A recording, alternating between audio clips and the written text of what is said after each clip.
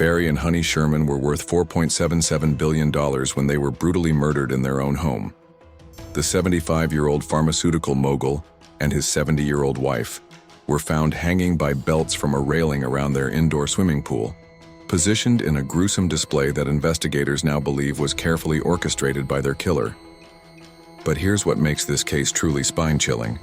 The murderer had enough knowledge of the Sherman family's routines, enough access to their heavily secured home, and enough time to stage this elaborate crime scene that police believe it was someone they knew and trusted. For the community. She does all the community service work. She's been chair of just about everything. In my time. But before we dive in, this story involves real loss and unanswered questions, and may not be suitable for all audiences, so viewer discretion is strongly advised. As always, remember to hit the like button, subscribe, and turn on post notifications to stay up to date with the channel. All right, let's dive into the video. The circumstances of their death appear suspicious. To understand the Shermans' deaths, we need to understand their lives. Barry Sherman was a prodigy. Born in 1942 to a Jewish family in Toronto, he was just 16 when he started at the University of Toronto. By his early 20s, he had a PhD in astrophysics from MIT, with dreams of working at NASA. But fate had other plans. When his uncle, Louis Winter, died unexpectedly, Barry took over his small generic drug company, Empire Laboratories.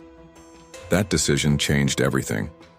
In 1974, Barry founded Apotex, a company that would become Canada's largest generic drug manufacturer. His strategy? Undercut Big Pharma with affordable alternatives. It made him a hero to some and a villain to others. Lawsuits piled up. Competitors accused him of playing dirty. Barry didn't care. He thrived on the fight, amassing a fortune estimated between $3 and $10 billion. But success came at a cost. His cutthroat style made enemies, from industry rivals to regulators. Then there was Honey. Born in 1947, she was Barry's opposite in many ways. Warm, charismatic, deeply involved in philanthropy. She served on boards, raised millions for causes, and was a vocal supporter of Israel. To Toronto's elite, she was royalty. But Honey wasn't without her complexities. Some described her as blunt, even politically incorrect, especially on issues like religion. Her sister, Mary Shechtman, later told police Honey was outspoken about cutting funding to Muslim fundamentalists, a detail that would fuel speculation after her death. Together, Barry and Honey were a power couple. Their wealth funded political causes, including donations to Trudeau's Liberal Party. They rubbed shoulders with Canada's elite, but their private life was messier. They had 4 children, Jonathan, Lauren, Alexandra, and Kaylin, but family dynamics were strained. Honey worried her kids were becoming entitled. Barry's generosity, like giving them millions, clashed with her concerns. And then there was Honey's sister Mary, who relied on the Shermans financially. Tensions simmered, especially over money. By 2017, the Shermans were ready for a change. They listed their 12,000 square foot home for $6.9 million and were building a $27.5 million mansion in Forest Hill. Barry was still running Apotex, but at 75, he was planning to give away much of his fortune. Honey, 70, was as active as ever. They had plans, trips, grandkids, philanthropy. So when their bodies were found, it didn't just shock Toronto, it shattered the illusion of their untouchable lives. But let's rewind to that fateful week in December 2017, because what happened in that house on Old Colony Road would unravel everything. Apotex, Barry Sherman and his wife Honey have been found dead in their York Mills mansion. December 13th, 2017 was a busy day at the Sherman home.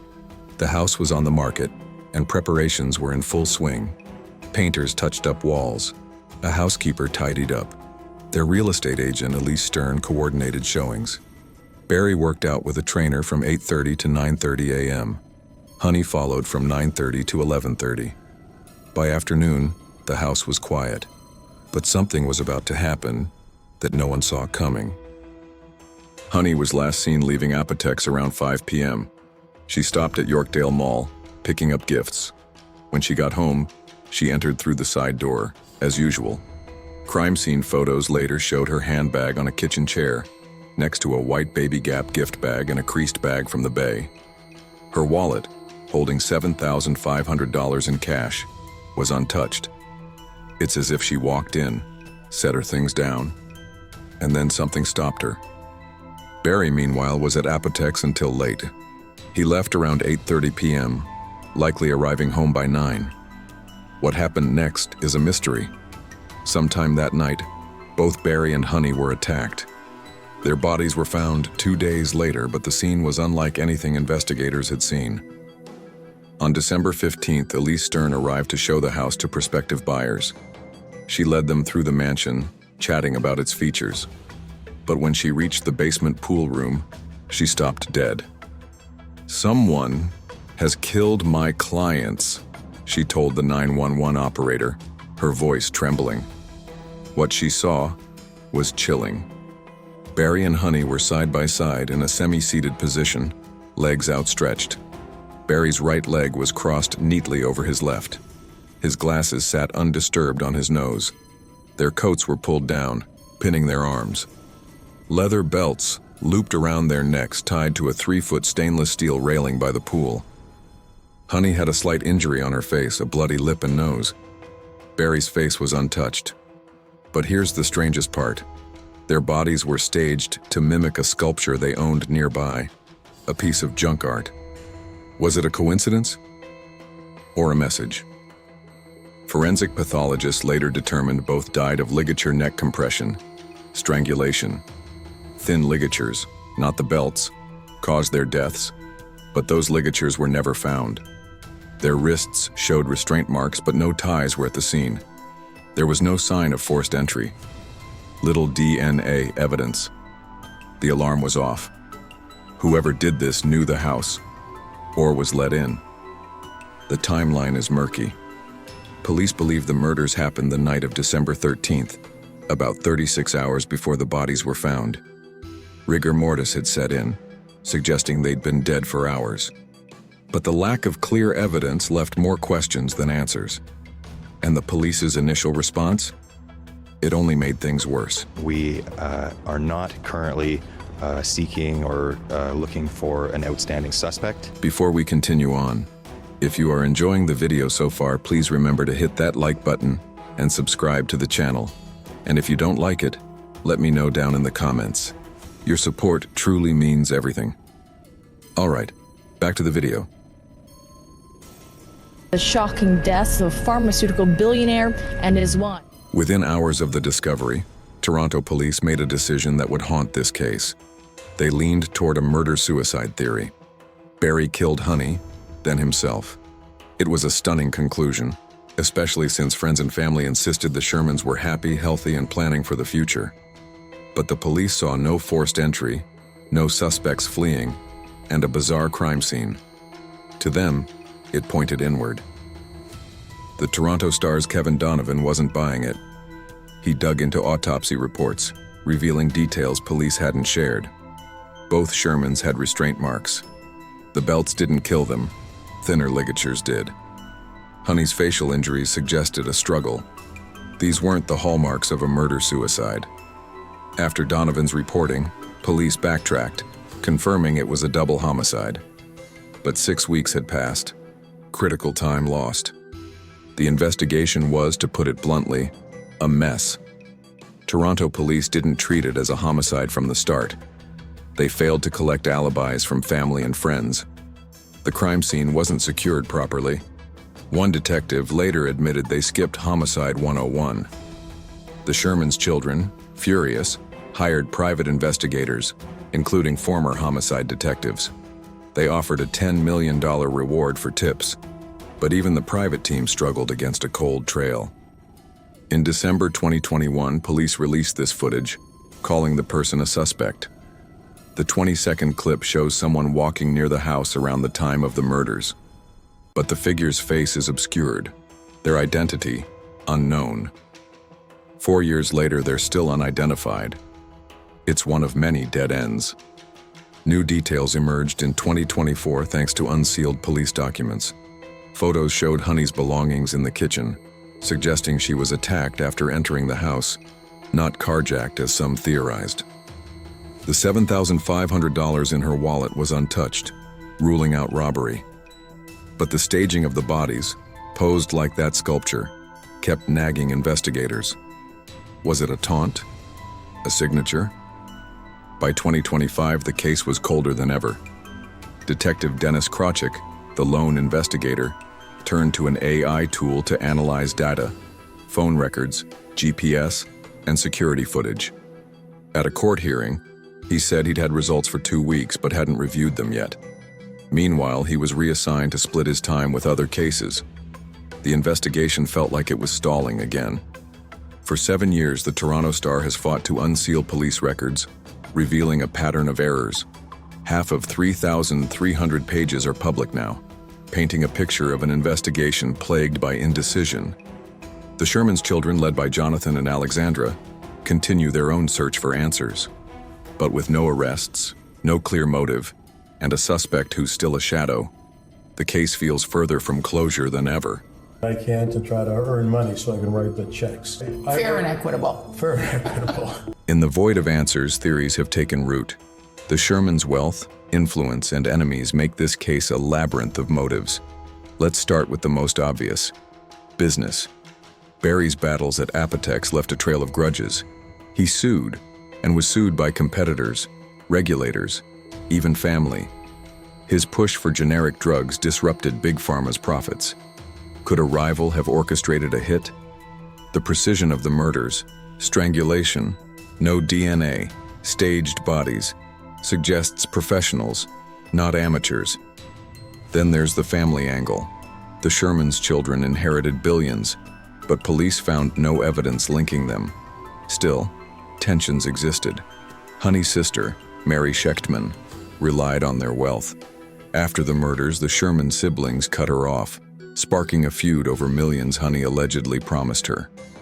Mary told police she believed the killer was making a statement, possibly tied to the Sherman's Jewish philanthropy or Honey's views on Islam. Was it a motive rooted in ideology? Kerry Winter, Barry's cousin, threw fuel on the fire.